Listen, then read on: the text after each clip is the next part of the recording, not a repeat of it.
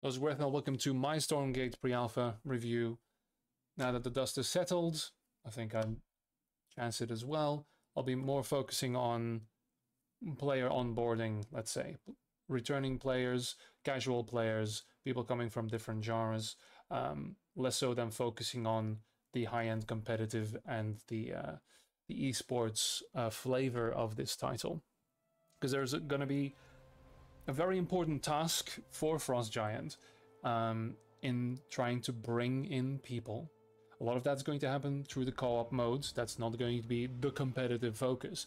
But still important to look at some things from a different perspective, as I've been casting casual players or bad players, noob players for the last decade or so. And I have a bit of a different perspective on what is difficult and what is important for the casual player. So I'm already pausing here. So everyone's seen this. I assume you've seen other footage as well by this point. We have the indicators, the very MOBA, very Dota style indicators for, you know, large damage thing. There is an ability happening here that allows for micro to happen. That's one of the things that I believe is very important. Coming from Brood War and even StarCraft, like the transition between those two actually is Brood War had mechanical skill due to an old engine. It had a lot of invisible skill, things that you cannot learn through playing the game or the campaign. If you weren't part of that first group of players as a casual, then it became increasingly difficult to catch up, basically. A beautiful example of that is Mutalisk Micro, which is very difficult, was discovered, you know, maybe halfway Brood War's life cycle, a little less so, but still, and immediately changed the way the game was played. If you are a casual player, you will never learn this on your own. You will not discover this. You have to go outside of the game to learn it. And this is a problem because it is an incredibly important thing as a Zerg player, for instance, in certain matchups. And Brood War has a lot of those things. Had a lot of things that are also hidden, basically the damage system. Concussive, normal, explosive is not explicitly explained. And the interactions, like how does it apply to a Hydralisk, for instance, it is esoteric. And if you're playing at a low level, it really doesn't matter all that much because you were all bad anyway. But leading up to the life cycle of the game, that becomes problematic. StarCraft 2 solved this, or attempted to solve this, to have a more modern engine, multi-building selection, larger control groups, all these things, and try to replace them with abilities. And larger AoEs, you know, more punishing gameplay, quicker time to kill if a unit is countered by its type or the bonus damage that is given to it. But in my opinion, it was not successful in that, in terms of keeping the casual audience, because through its execution, StarCraft 2 became more thin. The timings were more precise the more you climbed up the ladder. And because of its counter system, sometimes you get hard countered and you lose the fight after a single battle. And that is not fun. If you've been working towards something for 15 minutes, as a casual player, you're not scouting, you don't know the exact counters, you don't know many things that can cause your game to completely stop. So here we have a nice little compilation of many more abilities and things that even casual players can notice. This big thing is going to hit in this circle, it is going to damage there. It's simple, it is simplistic, but it is the very start of onboarding those casual players, especially those coming from Dota and other MOBAs and games that have this phoned in system where the damage is going to happen there. We also see abilities on these that from the med deck, I believe, these green circles that we'll talk more about. So already like things are happening there, and tooltips will be connected to them. That's good, but more on that later. We see high ground being shown. Great, high ground is great.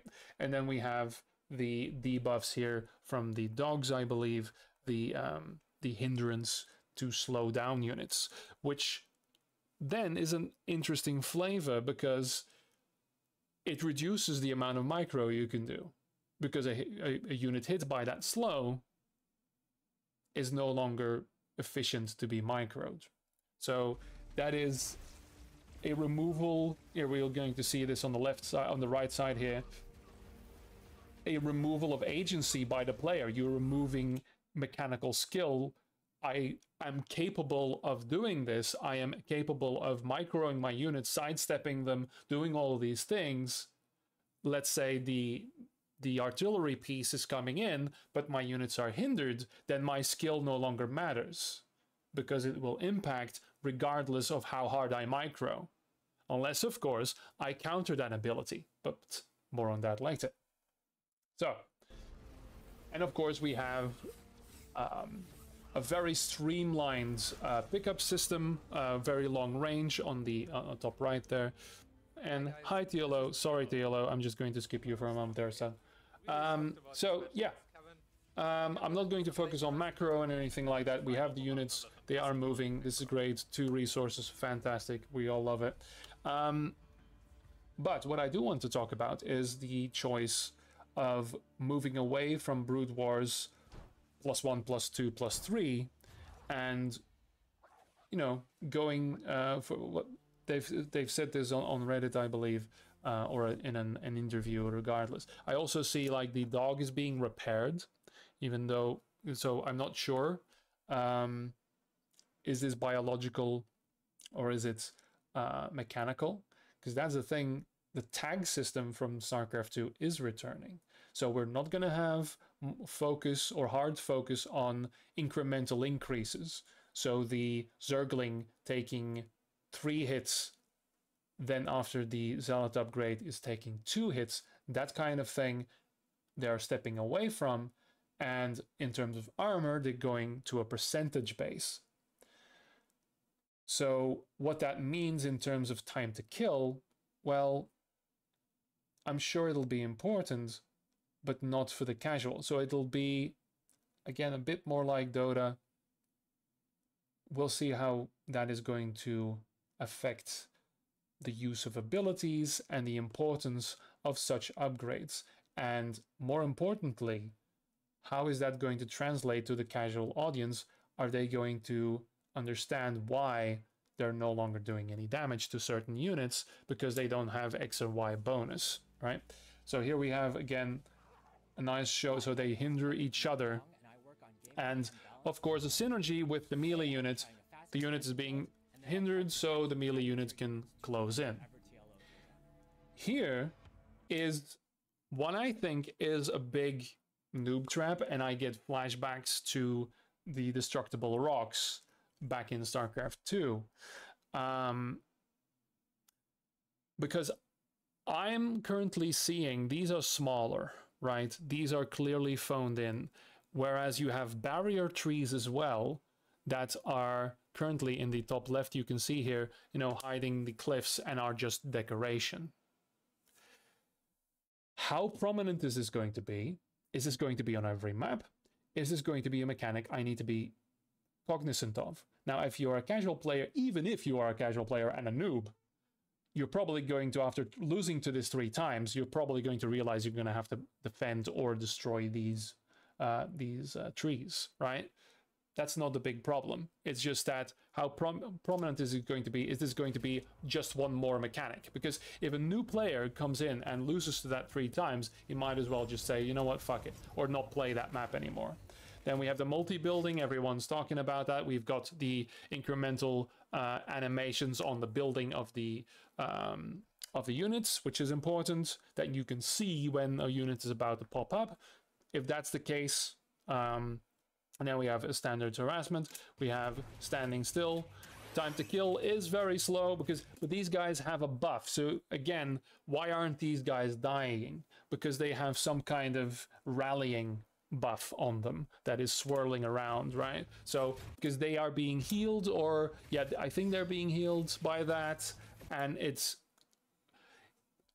the minute little healing and the slow time to kill is going to give a lot of importance to these upgrades and this armor, I think.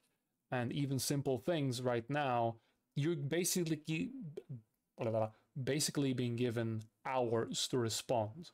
But how much is micro then going to be important if the time to kill is so slow?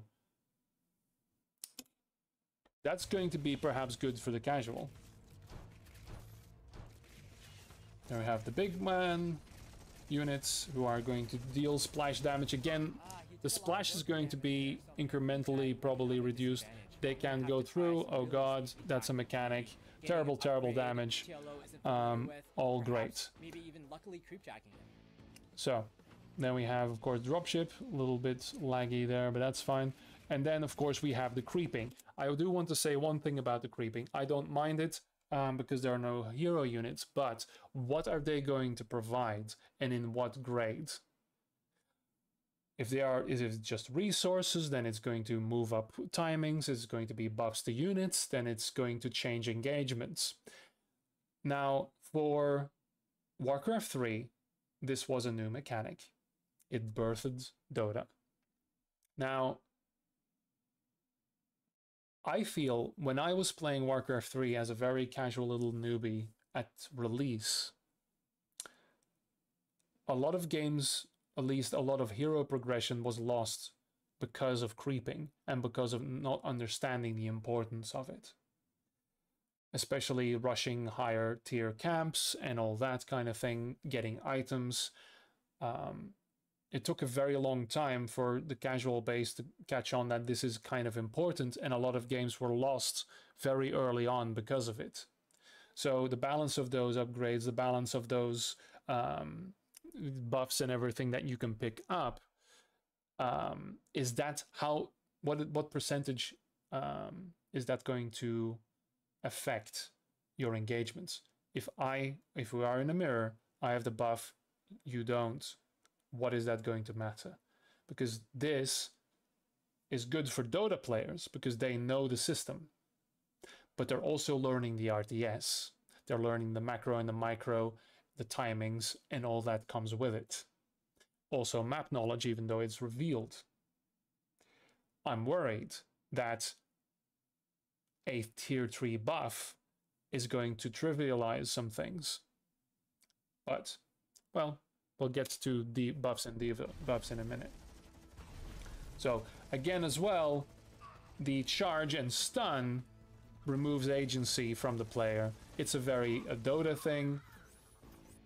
I personally don't like removing agency from micro, because it's already going to be less important because of all the abilities. It's going to be ability micro, not unit micro. But that's specific, very specific, right?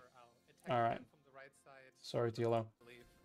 So now, again, these trees can be destroyed, but now we can see it clearly. There's barrier trees in the as well. I'm picking on this simply because if it's a map feature and it's important, it's going to be prevalent. It's going to have a role in timings, and I don't know how many people you're going to leave behind with that.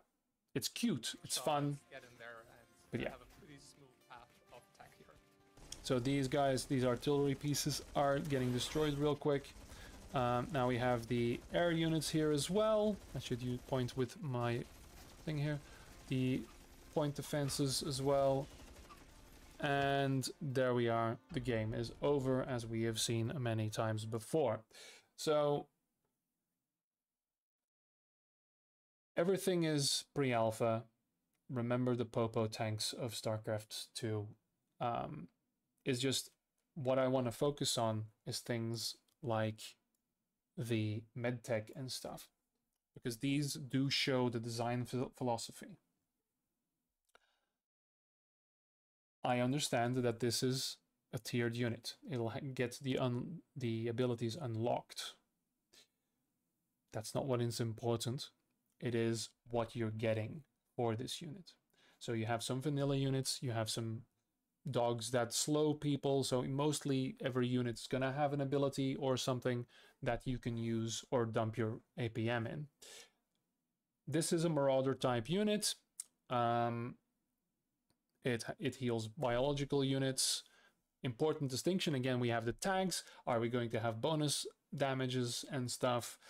That's going to be an important point. Now it has an autocast heal. We don't mind that because medics. Biological units being healed, that's fine too. However, it grants bonus armor. The unit's already being healed and then it gets armor. Also, can it be cast on the mechanical units to give them the armor bonus? I don't know. So we have a percentage reduction there. Is that a case of winning more while using this unit? Again, this is a very minute and esoteric discussion, but a casual player is not going to care. They're just going to do this and get the bonus. Is it going to be more important to attack the unit being healed or kill the others that aren't being healed? Probably the latter. In a game that isn't being microed to a high-end level, casuals are going to try and do this. How much is this going to matter? And to that point, why is the armor there? How much impact is it going to have? Is it going to be relevant enough? Or isn't it? Then, adding to that, we have the Nanoswarm ability, which I assume is a tier 2 unlock. So we'll show the gameplay footage of that. So we have here, we have these two melee dudes are hindered. We have the dog here who has the nanoparticles cast on it. And you also see, this is kind of a problem visually, but this is pre-alpha shit. The healing is a small green orb. That unit is being healed right now. The large green orb. So you can't see really when it's doubled, you know, when the unit is also being healed. So I don't know if the dogs are both mechanical or biological, because they're cyborg dogs. I saw them getting repaired. I can't really see in this footage if it's actually being healed. I think it is. Yes, it is. Or is it, because there's a small circle in the middle. Is it being healed by the ability? But that's just details. I just wanted to point that out. Now, so what does this do? It heals friendly mechanical units, not biological units. It damages enemy mechanical units. So already you have to have the heal is on the biological units from the same unit, and then you have the mechanical unit mechanic also happening on this thing. So this is being kited, and then boom, it damages the unit. So this is being kited. Great, we're having a great time. So circling around and then touches that, damages it. Okay. Sorry, but that's a lot. That's a lot happening for a single ability. In the chaos of an ability-based micro battle, there's a lot to deal with. If you see those green circles coming towards your mechanical units, you have to respond to that. And meanwhile, they're also getting the heal. Again, is the heal more important than the damage? Does it matter? I guess it does. Otherwise, why have the ability? Where is the breaking point here? What does it do? This is something that you have to cast this on units, so it is not auto-cast. But this is already a tier of complexity added to the casual player. And then we have the third tier, the system shock, which I've seen discussions about this. Warcraft 3, the spells are very oppressive because you tech up to it and then it's gone. All of what is discussed above is gone because you have an area of effect dispel. Now this will probably be balanced because, let's face it, Frost Giant aren't morons. So they have these things in mind, but where is, again, this going to come into play?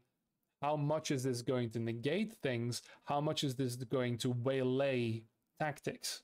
Especially because it's an area effect, negative buffs on friendly units are gone, and positive buffs on enemy units are gone. So that's, again, a double use. All of these things have a double use or a double effect. Not a simple mechanic, but already going straight into the depth of mechanics of this game. And I'm not sure about that. I feel there's a lot happening here with these. And already going straight into the tags of the units, already assuming you know this. I think a lot of these things are going to be casted completely the wrong way. Except for the system shock thing, if you cast it on a friendly unit, you're, you know, if they have negative buffs, then yeah. I don't know. There's a lot front-loaded because this is really trying to keep in mind the high-end competitive, because you need these things for people to spend their APM. Otherwise, there will be moments where they have nothing to do, which means they will micromanage to the point of perfection everything happening in the game. And then you get a snowball situation where every decision you make is more important because you have fewer decisions to make. The decision tree is smaller. In Brood War, you can make 1,000 mistakes and still micro or macro your way out of it depending on your style, because you had the opportunity to do so because your opponent was making the same mistakes or was drowning in the same decision-making tree, which came down to moving individual Zerglings. So yeah, there will be follow-ups on this. I am interested, and I'm just, you know, these are opinions. I am not worried. I am not saying Stormgate is bad or not, none of these things. I'm just keeping an eye out for the people who are going to have to learn to play an RTS through this game. That is all. So, onward to the next one. I'll be doing these more, and I might actually branch out to some other games as well. We'll see. Aha!